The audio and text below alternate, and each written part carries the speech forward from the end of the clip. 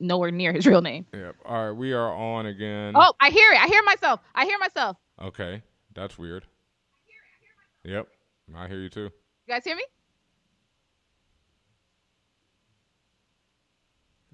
Huh? Huh? Huh? Oh, which view am I on? Oh, I wanted to show them this view, that view, not the one without Big Daddy Kane. Yeah, that view. That's what I want them to see. Uh, and that's the view they should be seeing right now, except my Twitch is taking forever to load. That's my restream. How about YouTube says we got one person. now? Cause I'm up now. Yeah, I'm good. Yep. What about me? You're fine. You've always been fine. No snap crackle pop right now. Keep not right now. Nothing. Right now, no. Yep. Move the tail. So, God damn it, is it us and adding the Well, professor? add him in. See what happens. All right, let's see. But you want to see how lit? Watch how lit I am. I'm gonna add him in without even stopping the stream or you even noticing. Watch how fresh this is. Watch how fresh this is.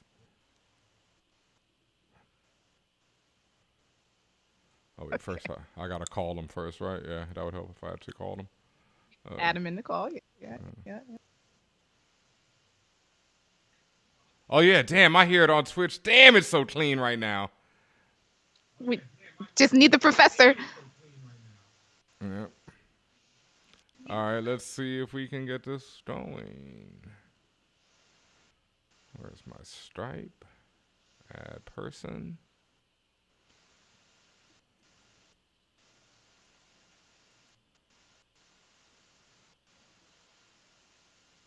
Add. All right, y'all. Y'all still hear us out there? Thank you for struggling through these technical difficulties. They can hear us both. Yeah. We'd like to keep it like this permanently mazed too, but you know, shit don't always work like that, fam. That's just how it be. Brandon. Yeah. All right, I hear you for sure, loud as fuck. All right, I'm gonna do this transition to your scene, and we're gonna see if they can hear you when I do it. Bam. Please God, let this work. Please All God. right, can y'all hear us all still talking with us? It'll take about 6 seconds. Say something, Brandon. Wow, Yeah. What it is? Damn, you're so loud. Let me bring you down at least. No, I got you. It worked. Sorry. It's working. I don't know what we did, folks, but we're working. here. All right. I wonder how they heard him before they saw him. That's not good, but oh well. Tatiana and Big Daddy Kane have an echo. Because it connects faster than you think. Yeah, but I didn't have that thing. I don't know why they have an echo. Let me see though if I did change that property. No, they should not have an echo. Yeah, the voice of God. No, they should not have an echo. Do they still have an echo? I didn't hear any echo on the stream. I don't know who's getting an echo. Professor.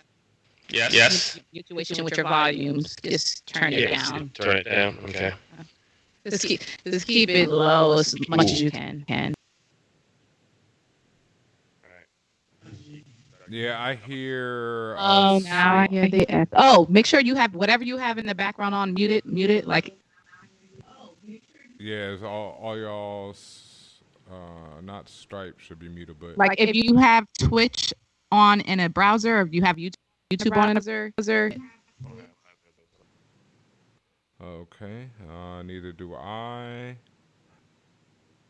Tatiana's clear now, they said. All right. And we're still. Yeah. Well, we're here. So I guess we should, at least try and start talking. Okay. I'm gonna get started. I'm going. Everybody can hear me and understand me clearly, and I'm gonna continue on that way. If you cannot, please in the chat. You guys are the only reason why we know that there's anything going on. So, let us know. That being said, thank you for holding on to technical difficulties. Oh, there it goes back. All right, whatever. We'll try. If the echo gets unbearable, please let me know, guys. But I see it. I'll fix it. Keep going.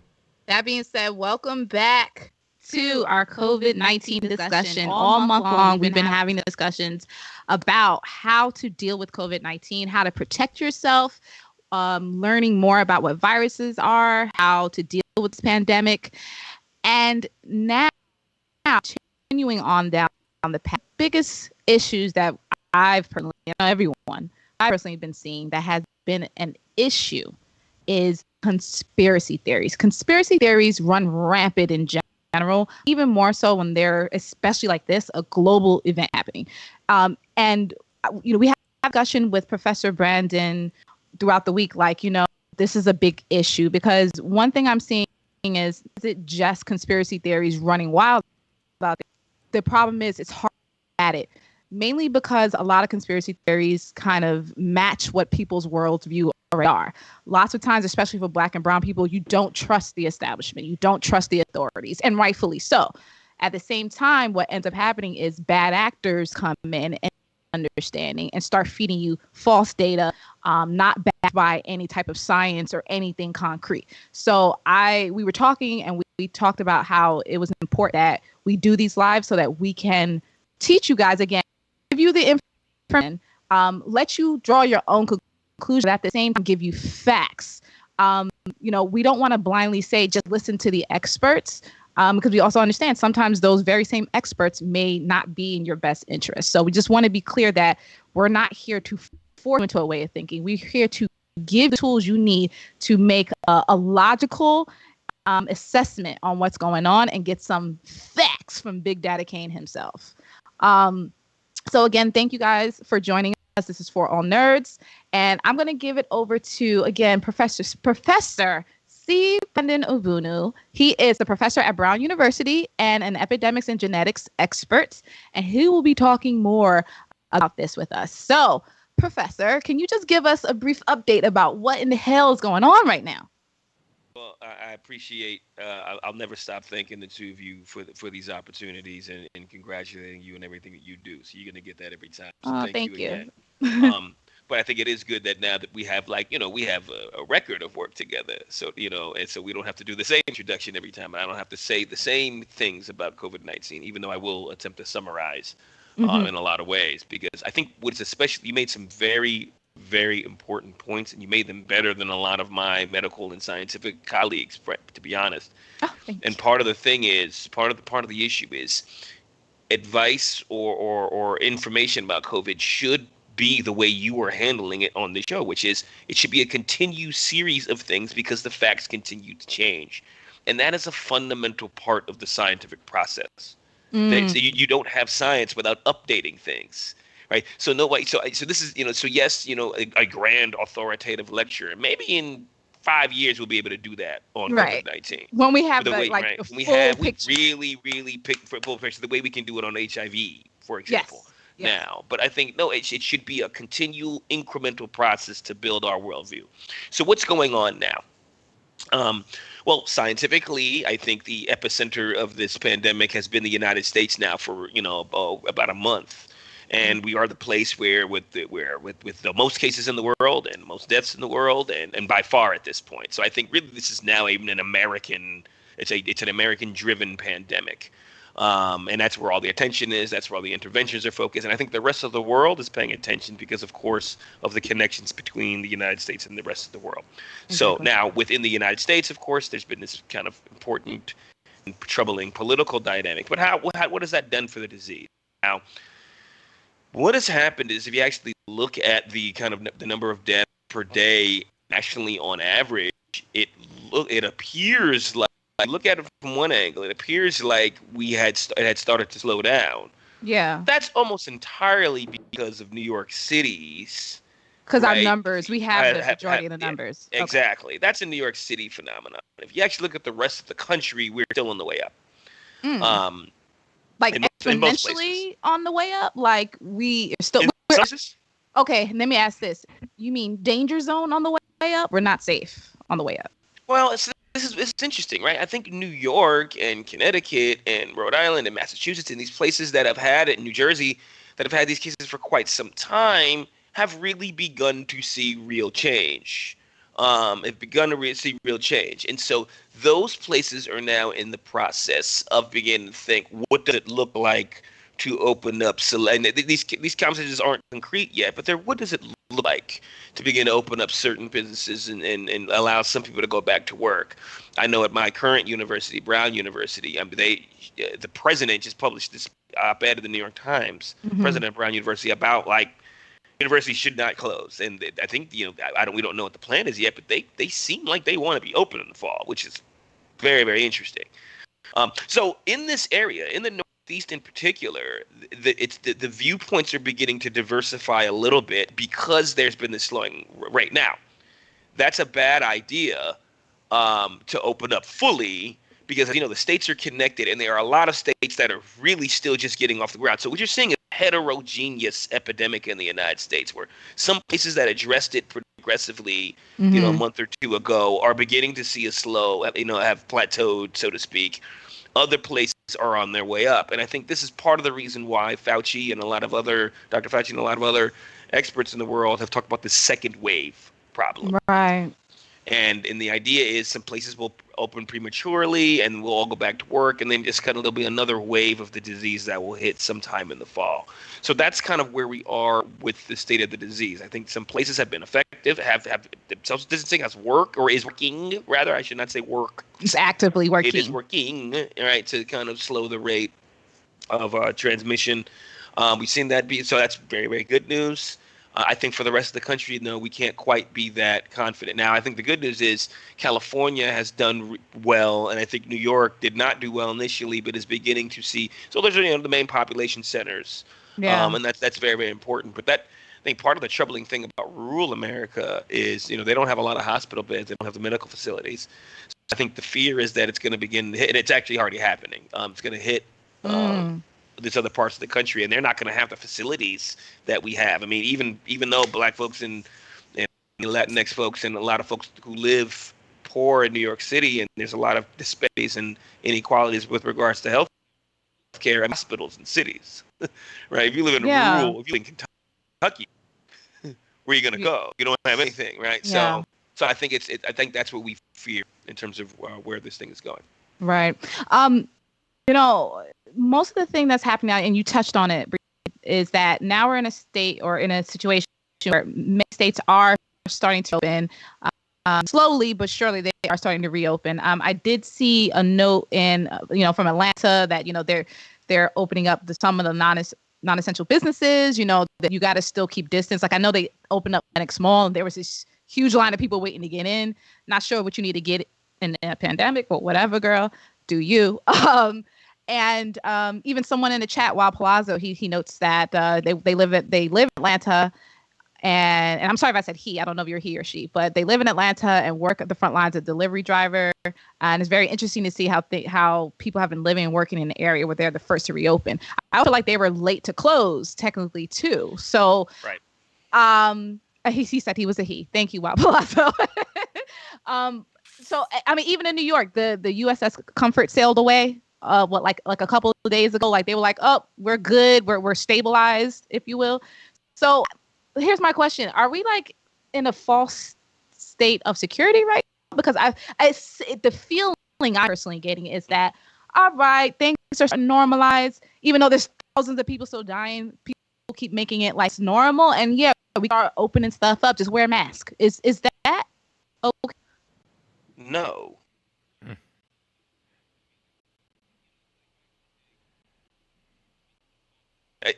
It's like back in the day when you were a kid and you had a bad disease.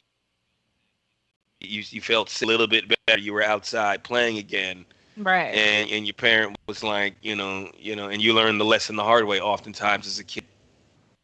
I mean, we're not even. I don't know where that confidence comes from. This is what I'll say, and I'll say most charitably or understandably, the economic consequences of this thing are major.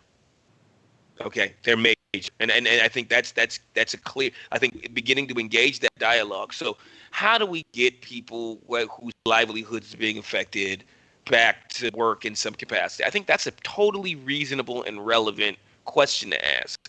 But make no mistakes. I am not an economist. That is not what I can tell you, right, about how to kind of get the economy going again. I have nothing intelligent to say there. What I can say is we are not even close to on the other side of this problem nationally. Not even close. So it's one of those things where you can say that the economy is important, and there's mental health consequences, and there's domestic abuse consequences. There's a lot of consequences for the way that we've had to respond to this thing, and I get that. I'm with that. Meaning, if we want to think about a rigorous and intelligent way to deal with those, fine. But in terms of the growth of the disease, no. I mean, I think we will have 100,000 deaths more than likely by June. Yeah. Wait. You're saying we're gonna have another on top?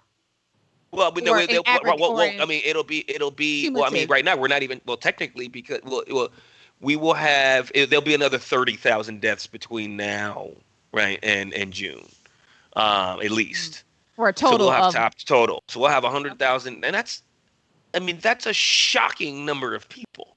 It's a huge number of people. That's a shocking number of people. And think about how bad that would have been had New York and California, like San Francisco, New York in particular, or the Bay Area in particular, kind of had very swift and aggressive intervention methods. I mean, it could have been twice that. So what I'm saying is the false sense of confidence, I don't know where it comes from. And I think, I don't know where it comes from. And I think any attempt to act like we're anywhere close to the other side of this thing is just wrong. I think it comes from the people who are in charge. They themselves not suffering. They're like, right. Well, I'm all right and my people's is all right, so we should be all right. And I think that's where you, like you said, that confidence come from.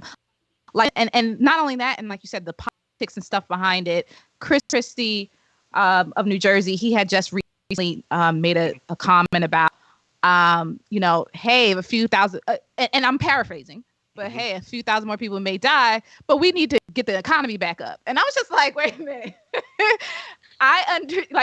It's one thing to write the number one on a piece of, it's one thing to have a jar of jelly beans, 100 jelly beans. It seemed consequential. But when you put human lives in that factor, to me anyway, it changes the game. I mean, I think I'm almost at the point now where at least he just said what everyone else, what a lot of people are thinking. I mean, that's a horrifying thing to say. I mean, I thought the point of living as a person on Earth was to maximize the number of years of life that people have. Right. And so the notion that preventable death, when you had a lot of years left that these people could have lived, the notion that that's just kind of a consequence, I don't know, whatever consequence that has to be ignored. Yeah. I don't even know how to begin to think about their priorities in that way. But if one says that, I guess what I'm saying, Chris Christie just said he doesn't care. Right? Right. Like he just flatly said he doesn't care about life. But I think the worst argument is the one that says that I do care about life and that the epidemic is not that bad. I think that's the one we've been told all this time, that it's not that bad. The liberals did it, the Democrats did it, this did it, and I think now it's like, ooh, wow, it really is that bad, but we really need money more, right? Okay. For those that are just joining us, welcome to the Forallnerds Live. We are talking about COVID-19, what now? And also giving you some more information about conspiracy theories that have been popping up and how to deal with them. If you guys have any questions, especially if you're on Twitch or you're logged in, if you're in the chat, ask your questions there. You can also probably ask your questions on all of our other platforms, because I know DJ Ben Ami, he's monitoring all the socials.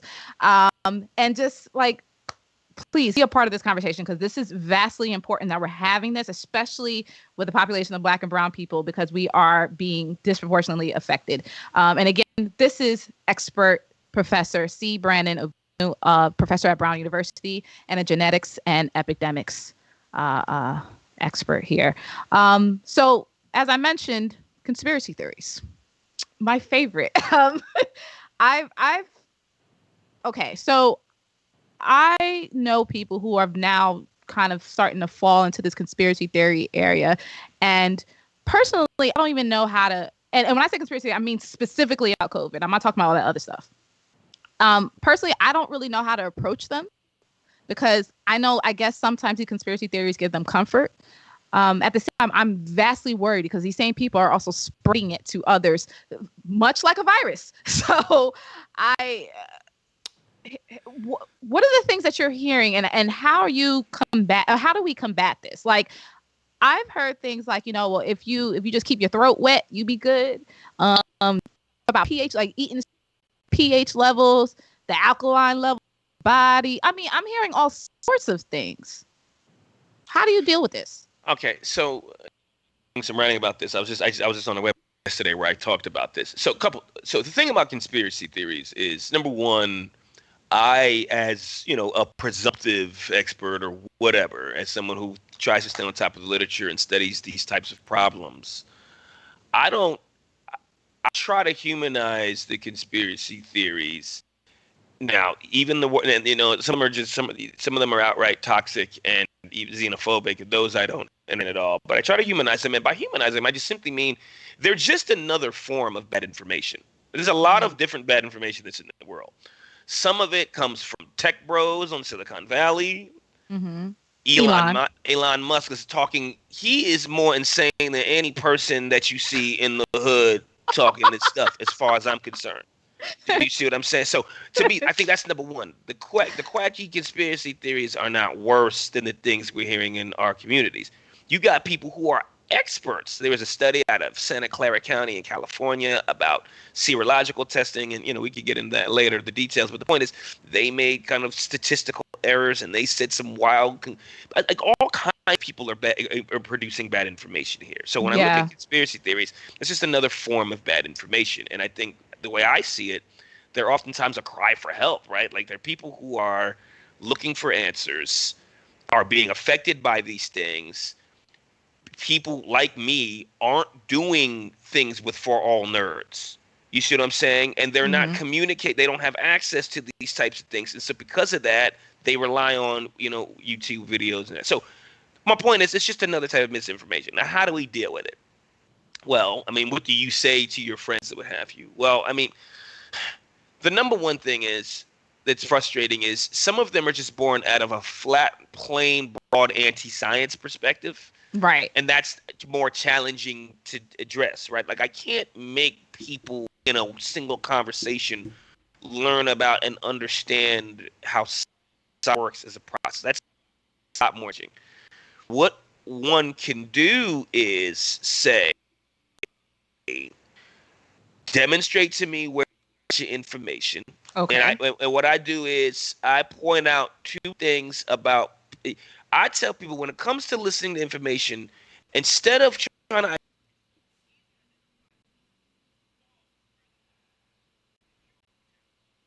it's easier to identify which things we can do. Number one, like I just alluded to, if somebody is leading, and this goes for politicians in this country, if somebody is leading with general notion that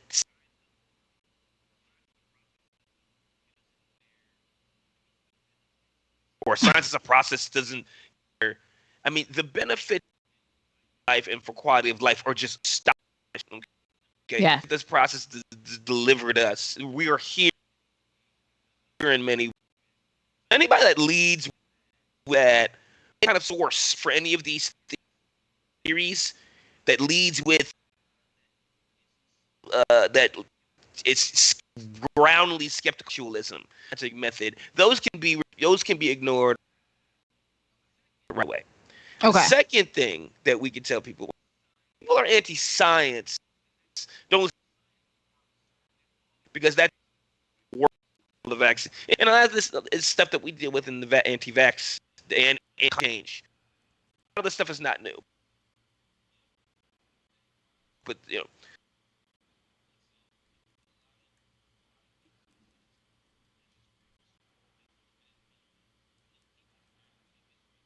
and so and all they do is come up with wacky ideas. You have some people with oils for things. Yeah. You know what I'm saying? Right. So that's how you know that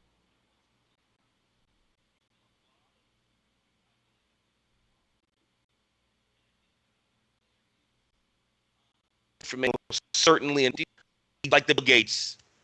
Oh yeah. Right. Like they were saying, like, depopulation and all sorts of stuff. I was like, wait a minute. I mean, I think I cite an idea that people talk about a little bit too. It's a little bit over talked about. It's called, right? That right? Yeah. Occam's razor basically says the thing that requires the most assumptions is wrong, right? Like, the thing about a lot of these theories is there's all of these things, that all these guesses on top of each other, and we all make assumptions. Even scientists, rigorous scientists at the lab, make assumptions in forming hypotheses. But the notion that Bill Gates wants to do this, there's these social robots, and these things start to pile on top of each other. So it's like, can I? Yeah. Yes. Fucking no. Of course. Yeah, you have bullshit on top of bullshit on top of bullshit. And like, so even if you believe a little bit of it, when you look at the accumulation, like, and if the thing is all these guesses, then it's almost certainly a problem. That's how I would think about it. That's how I would think about it. It's like a lot of these things are going to be based on the Bill Gates thing, the 5G thing, right? Which we've talked about a lot and still has life, right? That the radiation of the frequencies from the waves coming from 5G towers somehow is causing illness or is exacerbating the symptoms of the disease. I simply would ask somebody to explain physics and biology of that problem. Right. I don't even understand what that would even look like. Because that's a huge issue. Again, the 5G stuff. Those folks came out of nowhere. I mean, they were there, but yeah, hold on. Became loud. Let me interject here one thing, because even on the Instagram Live the other day when you were talking about how all these conspiracies are going like just not based in truth, and that's the problem though. Okay, I understand the conspiracies of science is lies. That bugs me out, but. Sure. African Americans especially have a history of conspiracies being proven true against us. So when you have that problem, that also has to be, that's a problem there, is that, you have to take that with a grain of salt. Like, you can't just be like, okay, let's dismiss all these conspiracies. Totally. Yeah, because when some of them could be true. So I got something good for y'all. Like, I'm going to debut my big idea that I'm working on in this conspiracy realm, and that is, anytime I talk about conspiracies, what I say is, y'all familiar with the 1619 Project? Yes. You know what I'm saying, right? I mean, the 1619 COVID conspiracy is true, right? Like the one, like, meaning the notion that Black folks and Latinx folks and poor folks, right, are disproportionately affected by as a result of this history, right, going back to the right, is true. So there is a conspiracy. There very much is a conspiracy that is absolutely true, right? So I think that's where I start. Like, that one's true. And I think what that does is it kind of puts the other ones in context, right? And I can demonstrate you I can demonstrate you the evidence for that one being true. I can point to the policies for that one being true. I can tell you why certain people live in part of town and why these people don't. I can talk about bias at the bedside. So in some ways, at the clinical bedside, I can talk about access to drugs. I can talk about the way we responded to crack cocaine versus opioids. Like, I have so in some ways, in engaging the conspiracies, one way to engage people would be like, I believe this one. I have the evidence for this conspiracy, right? Now, how does your 5G conspiracy, line up? Not so well. So instead of kind of dismissive and flippant of the notions, humanize it. What you're saying, there's a lot of conspiracies about why, 13% of the population and 16% of the deaths in COVID-19. And that is the product of a structural conspiracy going back several centuries. Yes. And so we can start there, and then we can say, okay, well, how does your 5G thing line up? Ooh, not so well. How does your Bill Gates thing line up? Ooh, not so well. So I think if you engage it from that perspective, you do multiple things. It's like you advance the notion that there is one, so you humanize the paranoia. Yes. And you advance the notion that there is evidence and things we can use to help us understand this situation better. Okay, I appreciate that, and I think that would be helpful. I like how you said, and again, this speaks again to us saying we don't want to just blindly say everybody else is wrong. Yes, there's certain quote unquote conspiracy theories that actually are true, but there's others, a great deal of them, that are not based in fact. And then when you ask someone to explain it, they can't give you real data or science behind it. So it seems like really, and with most things, you really got to dig into to find out the truth. And again, not than most of the people. I mean, you look at people who vote in the country and who look like they're not different than most Americans at this point. Like most Americans are not swayed by facts, which is why it's not a basic attack on facts and science going on right now, and it's coming top actively. Like there's you have creationists, quasi-creationists in the White House. So this is not this. So this is there. You have that kind of stuff coming from the very top in the United States right now. So we need to stigmatize our communities for the that they think they're not any crazier than people who are sitting in the White House. Big facts. It's just another version. So if you come to these people, the five and you're dismissive and be like, I'm gonna tell you my son. If you come effective, I know you like my voice. It's just that for you, Tatiana. I love it. I love it. If you come with that angle, right? All you're gonna do is be greeted with they're gonna retreat to the depths of their conspiracy theories. Start with it, I hear you. It's like, I mean, I know a lot of white folks who have race family deal with this. I know a lot of lesbian family deal with this. I mean, anybody that talks to anybody who's ignorant about everything knows if you come a certain way, it's going to make them retreat further into the thing that they think. Doesn't mean you have to. I think the racist ones that I'm the least tolerant of, so like for example, Chinese, the Asian theories, those I'm not going to here and sort that one out with you. Like that one, nah. Right. But the other ones, at least we can begin to have a little bit of a dialogue about. Good. I'm gonna go to the questions. The chat has a lot of questions in here. The first one comes from Porter Pizzazz. They write, some of these conspiracies, are they conspiracies if there's empirical data to prove it true? And they don't mean about the 5G. Well, I mean, it would depend on what empirical data means. So let's discuss what that means. Right? Like empirical data is not something. Yeah, a lot of empirical data that's throwing that around. I heard that in the Jay-Z spit that in the Jay Electronica song. I thought that was impressive. But what does that mean? Empirical facts. Empirical data is data that was generated in the context of the scientific method, right? That means it was generally speaking vetted and cultivated in the world. Right. That doesn't mean that's sure there are other things and anecdotes and things in my life that I think I believe, but in terms of an empirical fact that I think is reasonable enough to be the basis for a real theory on how this is happening, that's it's like Spider-Man. Great power comes great responsibility. It's like extraordinary require extraordinary evidence. That's what Carl Sagan. So if you have a big claim about something, you really, really, really need to demonstrate that the empirical evidence you're using has really, really been honed.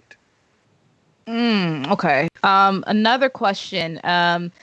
This comes from Lucky London and also from my sister, actually. They asked the same general question. Are the tests keeping up with the mutations? And the second part of that, if you take the antibody test now and you test negative, can you test positive later?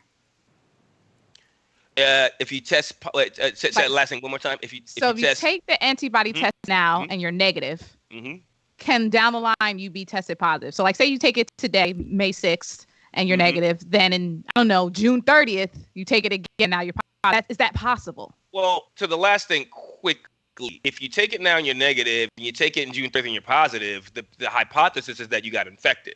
At some point between that time. Yeah, so let's address that question directly.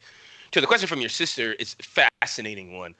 I'm writing an article about this that will appear in Undark. I'll send you all the stuff that I'm writing about that exact issue. And there's a beautiful article in the Atlantic by Asian brother, Rich Cat, He's one of the best science writers in America. His work has been fantastic. He writes for The Atlantic. He wrote about that this morning.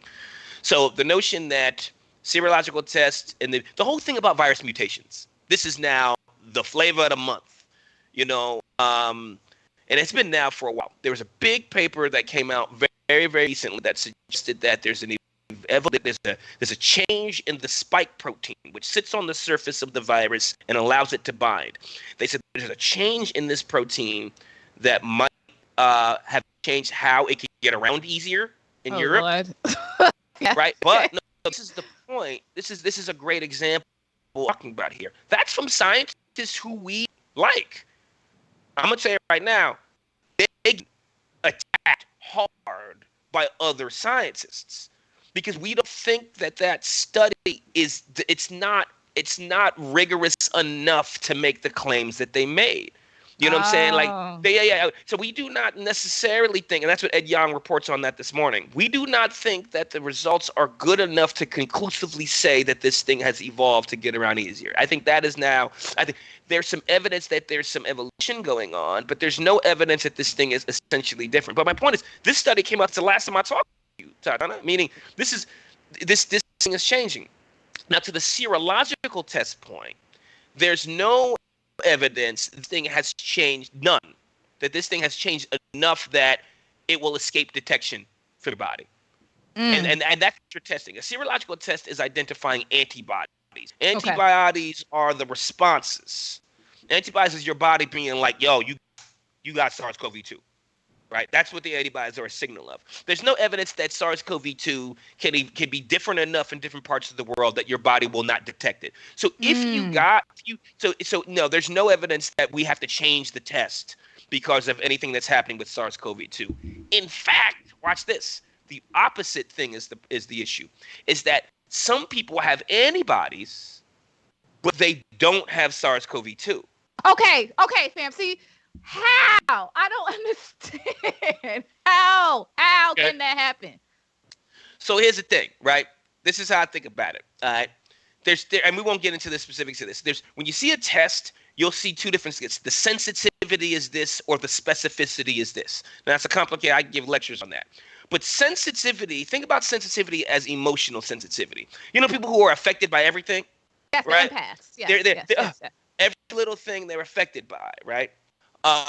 Whereas highly specific people, right, or specificity is different.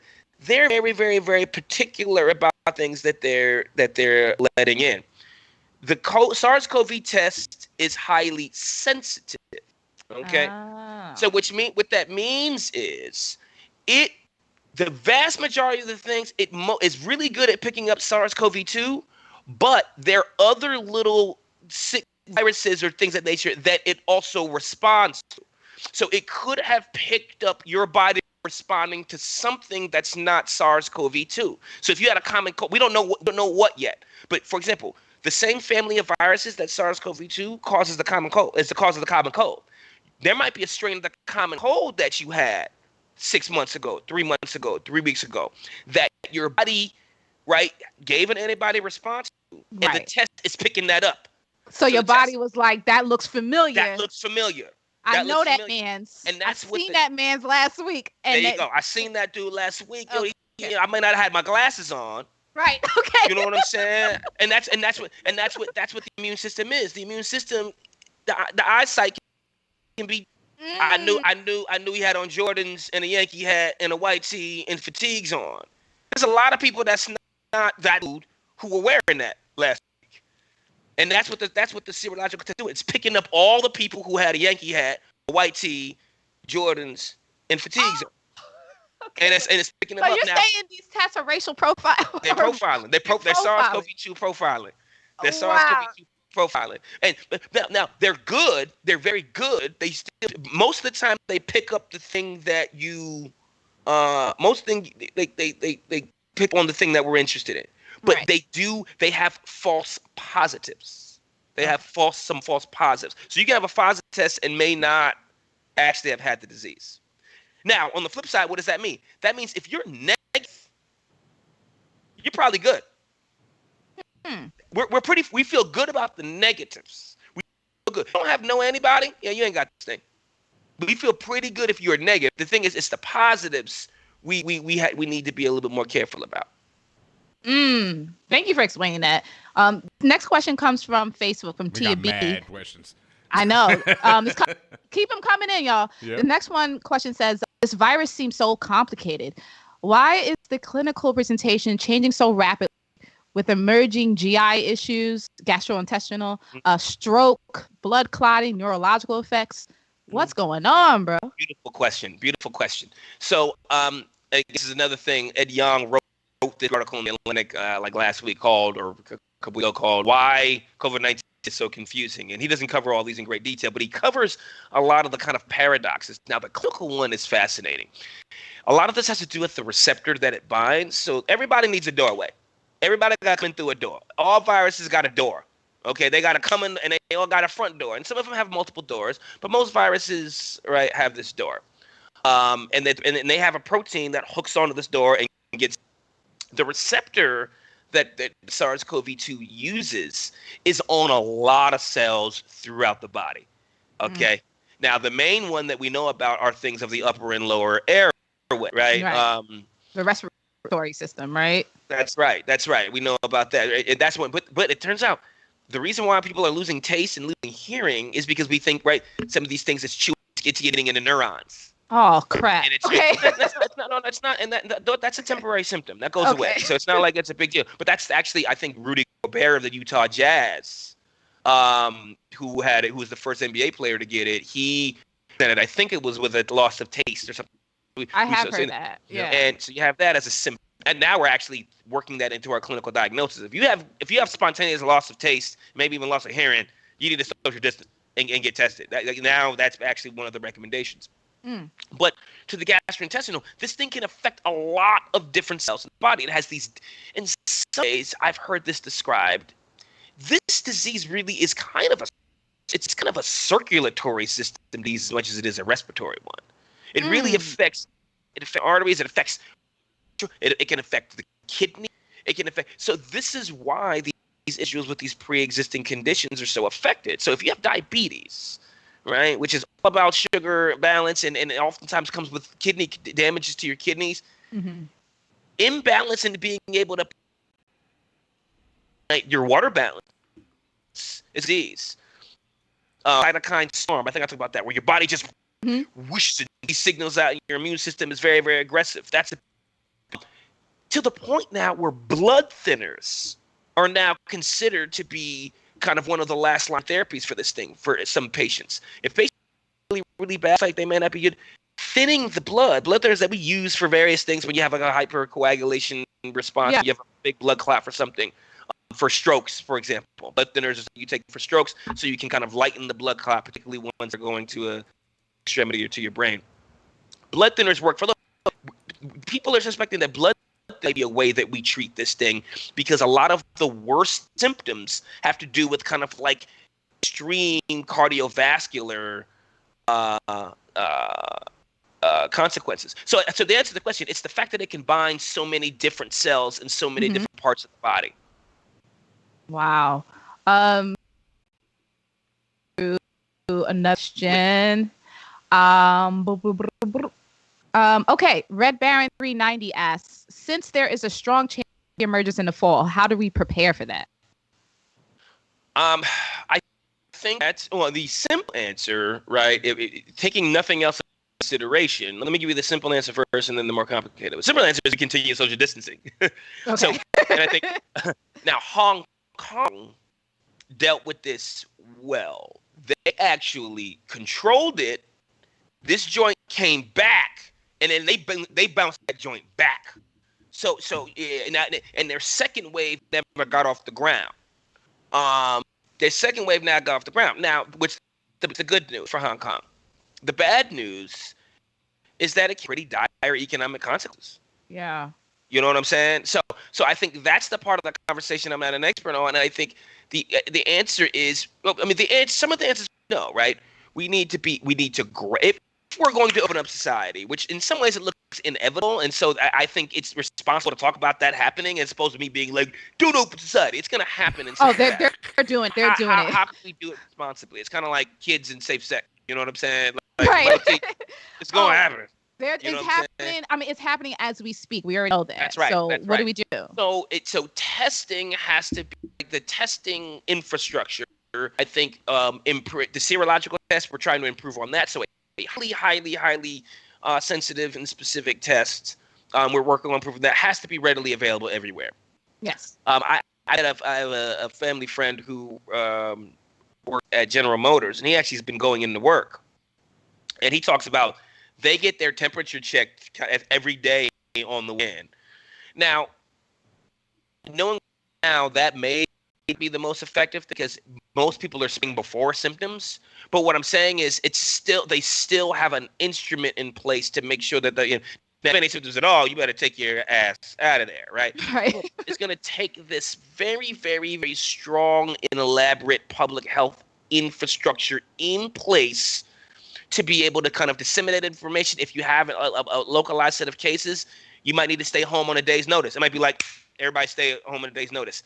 I think, hand washing stations and availability of hand sanitizer and personal protective equipment. Tatiana, you asked from the very, very beginning, what's going to be like masks in this thing? Are we gonna? Yeah, I mean, we're gonna be masking. We're gonna be gloving. We're gonna be making this thing a kind of a more regular part of our society, in particular for industries where there's contact between people. So to answer your question, how do we help that?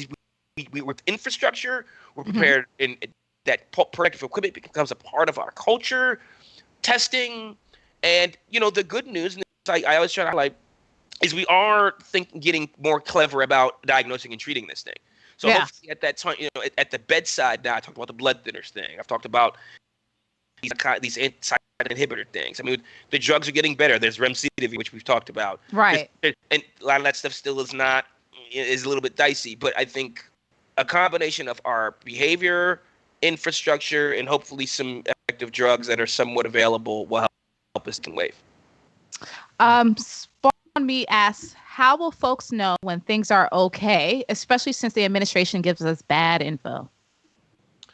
I don't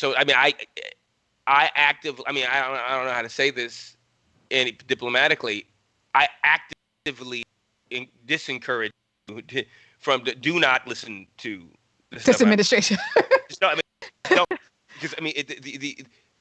at best, the best you can say about it is that it's entertaining. I don't think it's entertaining at all. Horrifying. And to be clear, you're not talking about like Dr. Fauci and no. You're talking about the White House. I'm talking about boy.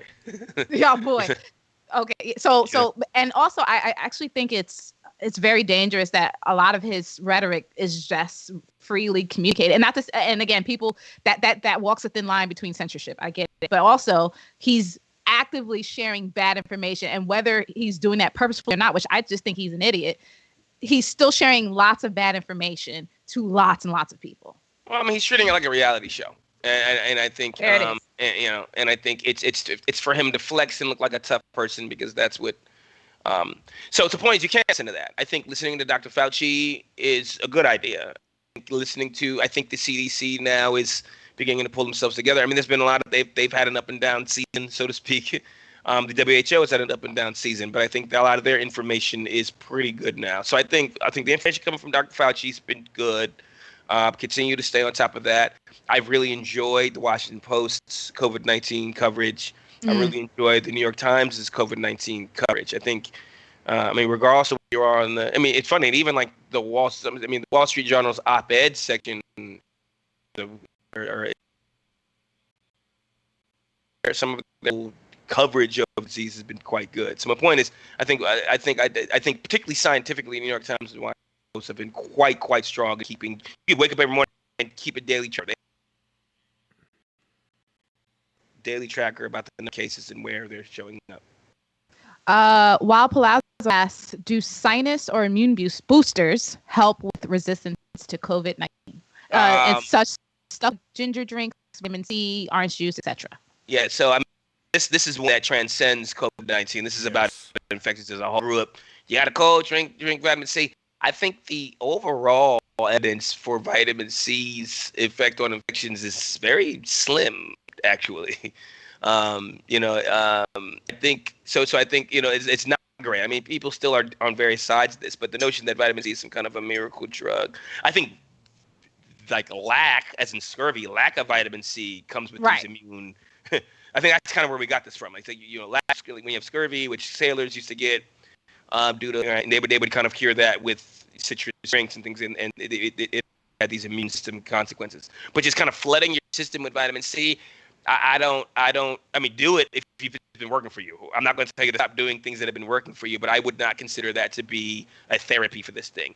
I think recovering from disease is really about rest and like good normal things that are good for the body in general are good for the immune system. Is kind of what consensus is about these things. I would also add, though, like you said, though, in the same way, you do want to keep your immune system up. Like, no, having a bunch of vitamin C in your body isn't going to stop you from getting COVID. That shit is still going to catch you. But having a bunch of vitamin C, drinking fresh juice, drinking vegetables, staying away from meat, like that, change, like milk products, all these things that do cause harm to our body that we ingest, dairy products that build up sinuses in your body that will then cause you to have infections, et cetera, et cetera. These things are things you have to watch out for. And like you said, that goes above and above Corona. That's like, I was talking with a good friend of mine, and he's somebody who's one of these, like he might not be a conspiracy theorist, but he's definitely checks it. But he's also a natural health advocate, and so he's all about, he's like, yo, we got to make sure that our body is right first. And that goes without saying with anything. You want to be as healthy as possible because the healthier you are, the less chance you are. And even if you do catch something, the better chance of recovery. That's 1,000% true. Thank you, Professor Ben-Ami. Hey, man, that was legit. I'm on my fresh juice. I stopped eating meat a long time ago. I grew up eating everything. That's some of the people I'm saying. I grew up eating everything. And I can tell you for a fact, like when I cut dairy out of my diet, it changed. As far as health, especially, my health improved so much more. Because I used to get sick all the time, sinus infections all the time. I rarely get them now, super rarely. But as a kid, constantly, because that's all I did. Ice cream, cheese, give it all to me. And then my fucking nose would be stuffed up, my ears would start hurting. Like, that's how I am. If I eat some cheese, my ears will start hurting. My sinuses will immediately, so I know the effect it has on my body. Is that also could potentially an allergic response?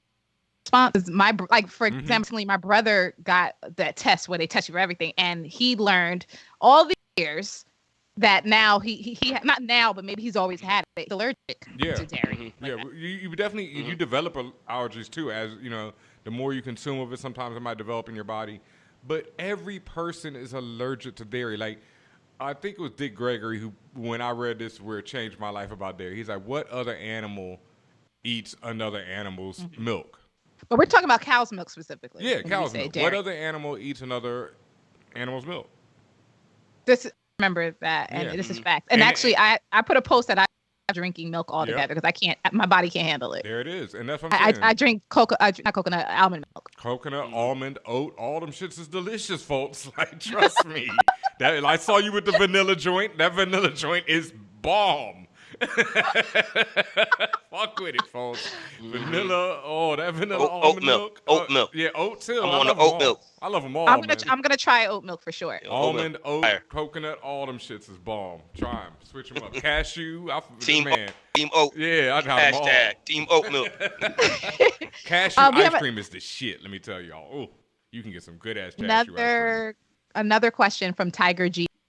Right, Lexi Alexander, who is a friend of the show. What up, Lexi? Lexi shared some links to discussions about COVID-19 patients with sickle cell anemia dying from blood clots because they are put on ventilators. Because in underscore, can you talk about that? Why it is specifically relevant to Black people?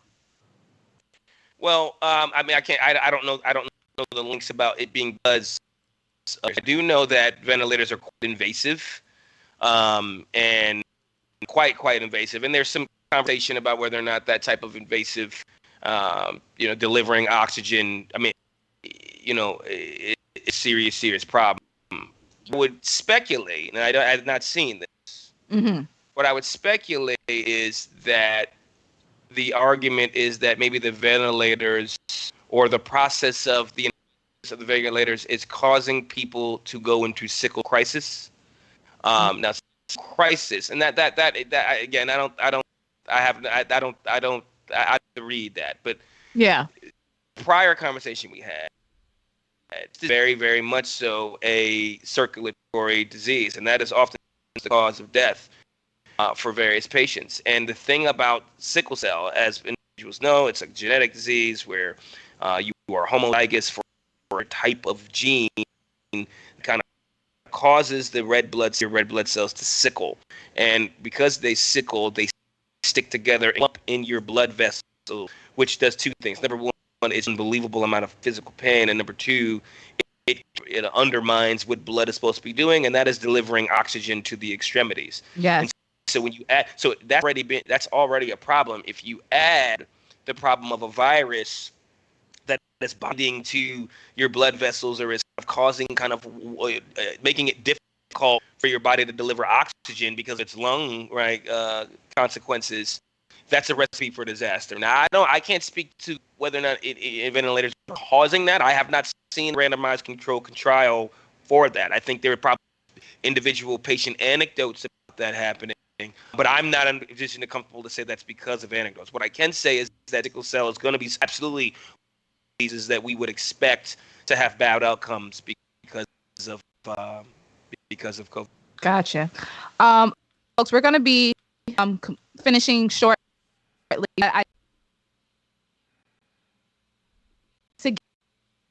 Which DJ Benjamin's got us expanded everywhere. That's what's up. Thank you guys. Thank you. We've been talking about COVID-19. The chat is wild right now. It's in the stream. You can see it. We've been here with Tatiana King-Jones, DJ Benjamin, and the man of the hour, Professor Brennan Ogbunu, Brown University professor and epidemics and genetics expert. Again, you guys, we have just a few minutes. If you have your questions, please ask them now, ASAPually, because we're going to be out of here soon. But that most people we've had on Twitch. Thank y'all for joining us. That being said, Professor, you have told us prior to us going live that there's some new things in the works. There's some new things going on with labs, right? Well, your lab right now. Anything you can share with us about any new information you can share with us? Yeah, well, I think, sure. I think there's some interesting kind of new understandings that are emerging. There's this technology called social contact tracing. And social contact tracing, this is the idea of the easiest way to deal with the pandemic is able to trace exactly who we were in touch with, right? Now, I think, right, and I think being able to identify those, test and isolate, and that's been really, really effective. Now, some people don't like these ideas because, of the personal liberty things in terms of infringement on your privacy and that nature, but some places want to introduce kind of ways to kind of, you know how you get an alert on your phone and things of that nature. Like if you have them, you would text an individual server, and they would be able to kind of through that establish kind of who your network might be, so that you would know who you might have transmitted to. So my point is, there's a lot of kind of interesting technological approaches. I don't know, Tatiana, you're a big tech person. So social contacting kind of is a way to kind of deal using technology. If you're worried about the privacy for that, I think you probably shouldn't be, because you can already do that with the stuff that you're using. Yeah. So I guess what I'm saying, it's not any more invasive than things that are already out there, but they are a good way in the context of a for us to know exactly who we were near in the context of a pandemic. So we talked about there's several promising drug candidates. We're early, right? But I think there are compounds that we've identified that have some kind of varied success in being able to treat.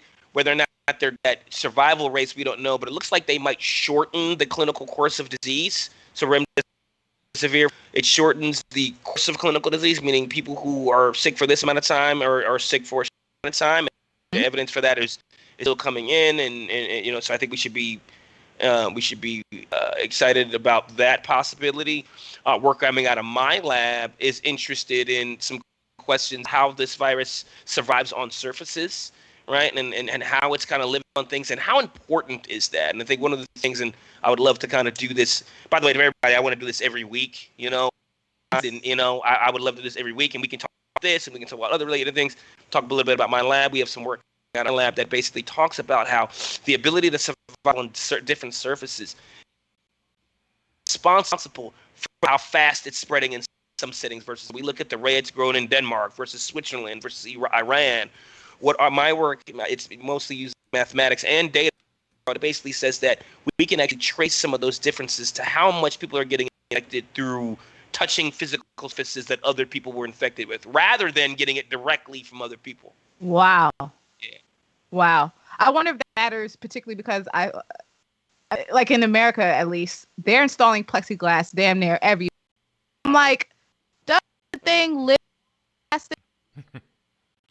Plastic hybrid? So That's a great question. And I'm not an engineer, so I can't tell people what to build things out of. You know what I'm saying? But what I can is, if you're building plastic, this is where my work will come in. If you're building plastic and installing plastic everywhere in places where people are in constant contact, you need to be wiping that down every hour. You know what I'm saying? We need to have things in place that make sure that we are, and that's not for COVID, I think viruses in general. So this is an area of research in my group. We're continuing to investigate how this plays a role in the spread of disease. Hold on, I thought I saw one that we missed. Let me just see. Any other questions? Or one question like Forte. You're not a lawyer. And from Facebook, from Tia B, they asked, what are your thoughts on the vaccine race? Are you feeling hopeful about any one in particular? Mm-hmm, that was it. Yep.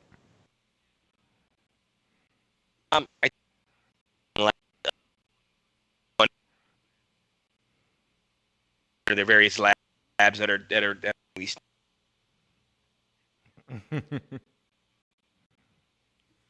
out, the way global capitalism has manifested, right? But I think aside from that, yeah, a little bit of competition in some things is good. And I think having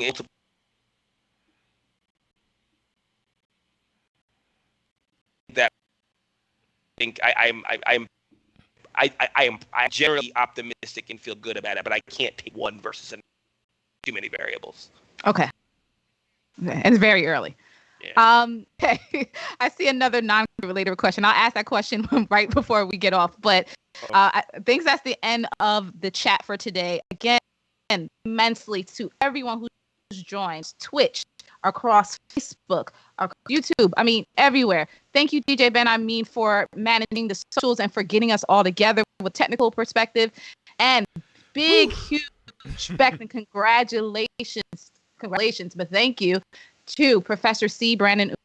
Without you, we would not be here right now. And we really appreciate the time that you're taking to educate us, your thoughts and your words, and also just some of the advice you've been giving. It's really necessary. And thank you. And before we go, please let the people know where they can find you.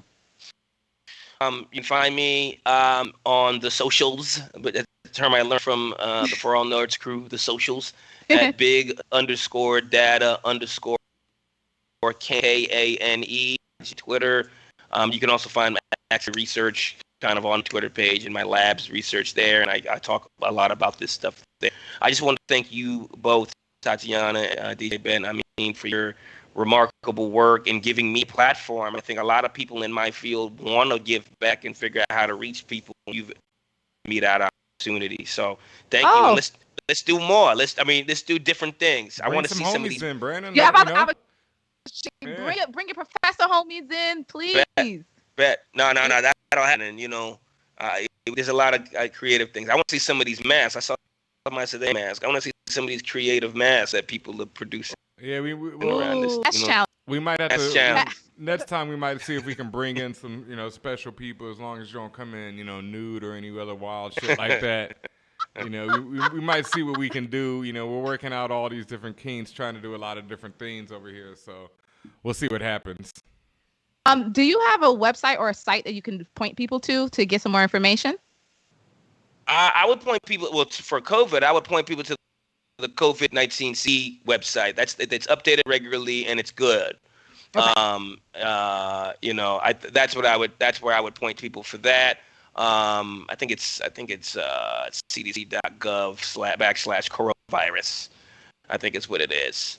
Okay. So I would do that. CDC.gov. For me, my work, you can follow me on social media, and I have access to my personal page, medium.com/OG Plexus, Plexus. You can find my research there. You can find my writing there, my co-work there. You can find my, a lot of the things that I do in the academic sphere is on my Medium page, and you can find that on my Twitter profile. Facts. Gotcha. And yes. All right. Been another session of Dat Rona, brought to you by Forallnerds. Thank you guys again for joining us. Make sure you're following us everywhere. We tell y'all this every week. Please listen and tell your grandma, tell everybody. Twitter, Facebook, all the socials @Forallnerds. You can email us, contact@forallnerds.com. And make sure you also follow Ben Amin and myself @DJ Ben Amin, @Tatiana King. And to answer that non-COVID related question, Wild Palazzo, when are we going to get Tatiana come off at Animal Crossing?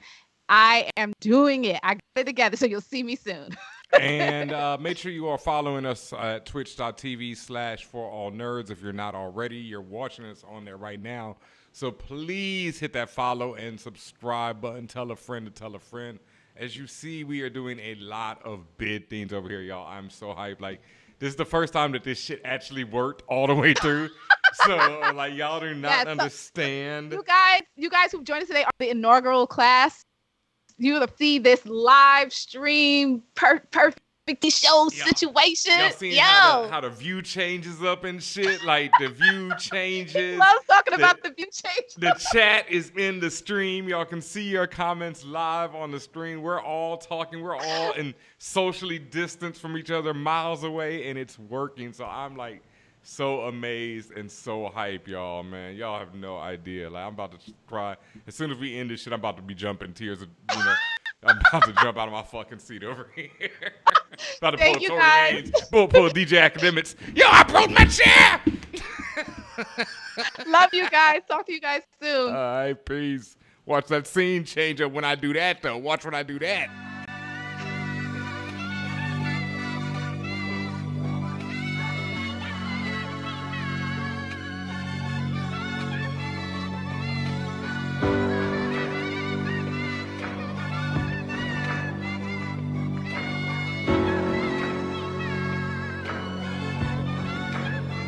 Got it bumping.